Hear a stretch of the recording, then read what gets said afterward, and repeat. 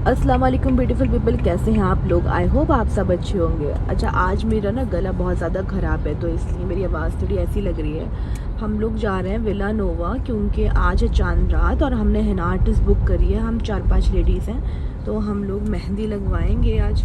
तो मैं थोड़ा सा जल्दी जा रही हूँ क्योंकि हिना आर्टिस्ट भी खैर सुबह में ही आ रही है। मैं जल्दी जा रही हूँ ताकि मैं जल्दी से मेहंदी लगवा लूँ, फिर मुझे डॉक्टर विज़िट भी करनी है। हम लोग ऑलमोस्ट पहुंच चुके हैं। मैं जल्दी से मेहंदी लगवाने के बाद वापस घर चली जाऊंगी। फिर उसके बाद चांद रात के दिन तो वैसे ही बहुत सारे काम होते हैं। चलिए ठीक है, मैं फिर आपको दिखाती हूँ कि आगे है ना कैसी लगती है। वीडियो में ज़रूर आपको आगे बताती हूँ। ये देखिए यहाँ पर आने के हमें क्या देखने को मिला है। कितनी क्यूट सी तोती है और इसका नाम है स्वीटी। अच्छा, ये आज मैंने देखा आकर मेरी सिस्टर ने लिया है न्यूट्री कुक का इंस्टेंट पॉट। तो इसका एक्सपीरियंस कैसा है महक आपका? अच्छा है। हाँ, तो ये काफ़ी ज़्यादा यूज़फुल है, स्पेशली उन लोगों के लिए जिनका जो स्टोव है वो इलेक्ट्रिक वाला है। तो इसमें राइस या बिरयानी बहुत जल्दी बन रही है। हाँ, ये काफ़ी बड़ा है। ये कितने लीटर का है? ये 9 लीटर्स का है ये।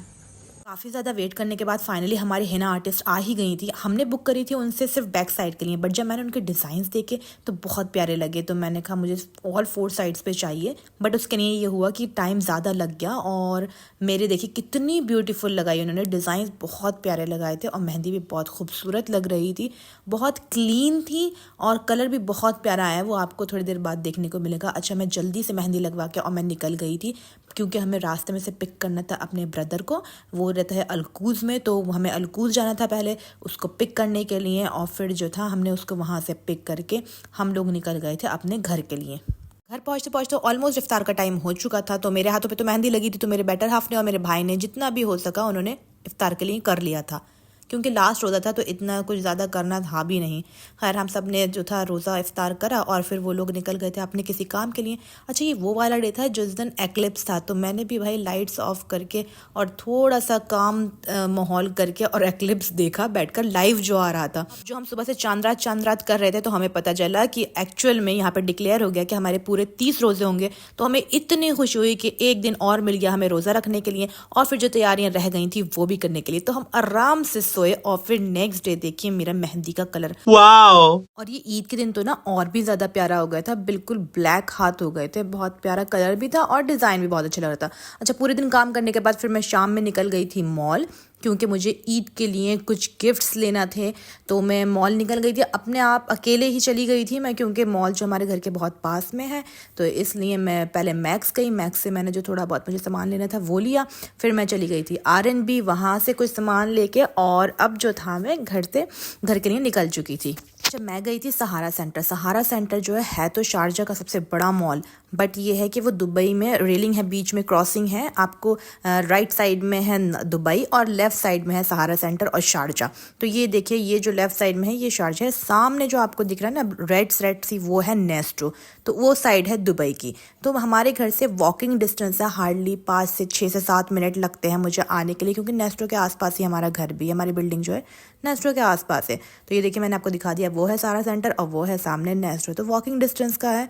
तो मैं फिर आराम से आ गई थी अपने शॉपिंग वगैरह करके। जब घर पर आई तो कुछ इस तरह का माहौल था, लाइट्स ऑफ थी, ये लाइट्स जल रही थी और बहुत सूदिंग सा माहौल था और कोई था नहीं घर पे। मेरे ख्याल से ये लोग गए थे खाना लेने के लिए, तो मैंने आके कैंडल्स वगैरह जला दी थी क्योंकि मुझे नेक्स्ट डे ईद की तैयारी करना थी। तो इसलिए उन्होंने कहा कि अब आप खाना मत बनाओ, हम लोग ले आएंगे। तो ये लोग, फिर मैं चली गई थी किचन में क्योंकि मुझे अपने बेबी के लिए बनाना था चिकन, क्योंकि उसको थोड़ा सा ग्रेवी वाली चीज़ चाहिए ना बना खाने के लिए। ये लोग 1 मीटर वाला पिज्ज़ा ले आए थे तो वो हम सब ने खाया। फिर मैंने उधर चना चाट बनाने के लिए रख दी थी। चना चाट तो यार ये काठिया वाली चना चाट ना ऐसी हो गई इन लोग की फेवरेट कि उन्होंने कहा, रमज़ान में भी मुझसे 3-4 बार बनवा ली और कहा ईद के लिए भी हमें यही चाहिए। तो मैंने रात में ही ये काठियावाड़ी चना चाट बनाकर रख दी थी। ऑनेस्टली बहुत यम बनती है ये, और साथ में ही मैंने सेवैयाँ भी बनाकर रख दी थी, खूब मावा वगैरह डाल के, बहुत अच्छी बहुत टेस्टी बनी थी। फिर सुबह को उठ के मैंने दही फुल्कियाँ बना ली थी क्योंकि वो हमारी ट्रेडिशनल है ही, वो तो हमें खाना ही है। इधर मैं बिरयानी की तैयारी कर रही थी,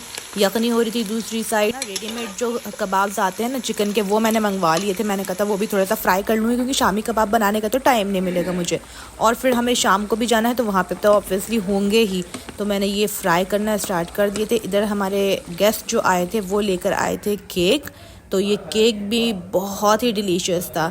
अब मैं इन लोग के लिए मैंने खाना निकालना स्टार्ट कर दिया था, तो मैंने बिरयानी तो और सारी चीज़ें तो वैसे ही टेबल पर रखी थी, बस बिरयानी और निकाल के रखना थी। फिर हम रेडी होके चले गए थे, अपनी बहन के घर जाने के लिए रेडी हो गए थे, और हमें जाते जाते ऑब्वियसली हर बार की तरह हो गई थी देर। अब मुझे कमेंट में किसी ने बोला था कि आपको हमेशा लेट क्यों हो जाता है, तो भाई अब मैं क्या करूं, मुझे क्यों लेट हो जाता है मुझे नहीं पता, क्योंकि मैं ऑब्वियसली पूरे दिन काम करने के बाद जब रेडी होना, और ईद पे तो वैसे भी बहुत ज़्यादा अच्छा वाला तैयार होना पड़ता है, तो जो था इसलिए मुझे लेट हो गई थी, और ऑलमोस्ट जाते जाते हमें 7 साढ़े 7 शाम के बज गए थे। मैंने आप तो ये पेड़ देखें यार, इन्होंने ऐसा बना रखा है जैसे कि कोई वॉल जा रही है बहुत दूर तक, बहुत ऊंचे ऊंचे पेड़ है, उनकी कटिंग इतनी प्यारी कर रखी है इन्होंने कि ऐसा लगता है कि जैसे वॉल है। मौसम तो आज बेहद खूबसूरत हो रहा था। सुबह में सुना था थोड़ी सी बारिश हुई थी नमाज के टाइम पे, मगर फिर उसके बाद मौसम बहुत अच्छा हो गया था, बारिश तो नहीं पड़ी थी। हम लोग पहुंच गए, पहुंचने के बाद हमने देखा कि बहुत प्यारी ईद की डेकोरेशन हुई थी, और मैंने कुछ नहीं खाया था सुबह से। मैं आपको बता दूं, मैं सबको खिलाया था बट खुद कुछ नहीं खाया था। मुझे लग रहा था कि मेरा रोज़ा है। अब इस टाइम पे जब हम पहुंचे थे तो मुझे बहुत ज़्यादा भूख लग रही थी, तो ये सब चीज़ें रखी हुई थी, तो मैंने उसमें से कुछ ना कुछ खाया।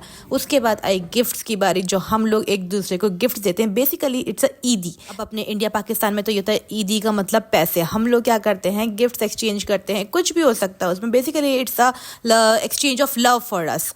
तो हम लोगों ने अपने लव एक्सचेंज कर लिया था, और जो था जेंट्स लोग खाना खाने के लिए तैयार थे नहीं, तो हमने भी थोड़ा सा अपनी बातें वगैरह कर रहे थे। जब इन लोगों ने बोला कि हाँ हमें भी खाना खाना है, तो फिर हमने जो था इनके लिए खाना निकालना शुरू कर दिया था। जो न्यूट्री कुक की मैंने आपको बात बताई थी ना, देखिए उसमें बिरयानी कितनी अच्छी बनी है, बहुत ही यम बिरयानी बनी थी इसमें। सो इट्स अ रिकमेंडेशन कि आप लोग अगर ले रहे हो तो it's a yes from my side.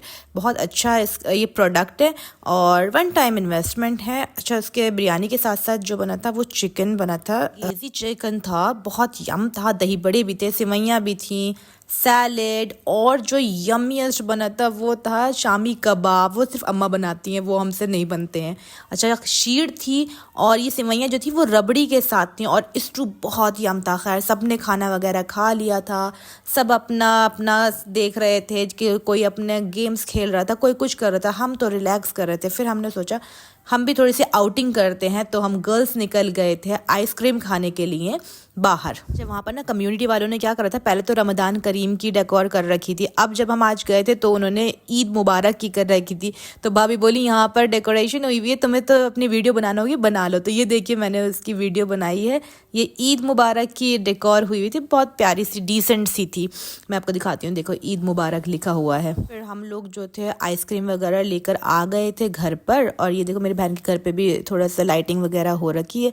हम लोग बाहर ही वॉक करने लगे थे, और डिसाइड करने लगे कि कल क्या करेंगे। तो कल के लिए हमने सोचा था मैं वीडियो बिल्कुल नहीं बनाऊंगी, और हमने कहा था बारबेक्यू। बहुत मज़ा आ गया था। मैंने वीडियो नहीं बनाई है, लेकिन हाँ 3rd डे हम कहीं गए थे, उसकी वीडियो आप लोग ज़रूर देखना, वो मैं अपलोड करूँगी इसके बाद। तो बस हमारा ये आज का दिन ऐसे ही गया, और बहुत मज़ा आया। अगर आपको भी ये वीडियो पसंद आया हो तो मेरी वीडियो को ज़रूर से शेयर करिए, लाइक करिए, कॉमेंट करिए, और मेरे चैनल को सब्सक्राइब करिए, और वीडियो को प्लीज़ पूरा देखा करिए। जब तक के लिए अपना ख्याल रखिए। अल्लाह हाफिज़।